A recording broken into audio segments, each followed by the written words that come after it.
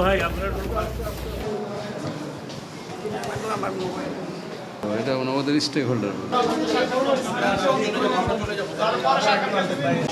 আমি অলরেডি বলেছি যে যে সমস্যা কিছু আছে সেই সমস্যাগুলো দেখার জন্য ডিসি সাহেবকে বলেছি।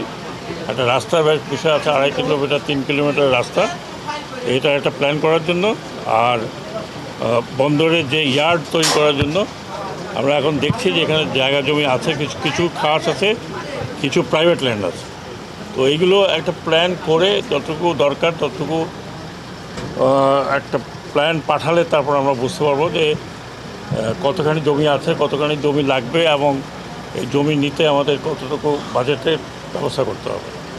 তো এটা তো অনেক ইম্পর্টেন্ট বন্দর এবং অনেক পুরনো বন্দর। তো এটার সাথে হয়তো ভবিষ্যতে লিঙ্ক আপও হতে পারে, সেই কারণে এই বন্দরটাকে আর একটু সম্প্রসারণ করা দরকার।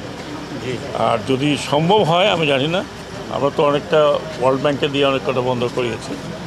নেক্সট টাইম যদি ওয়ার্ল্ড ব্যাংকের কোনো প্রজেক্ট থাকে তাহলে সেটা নিলে ওটা আমাদের জন্য ইজ হবে। Thank you.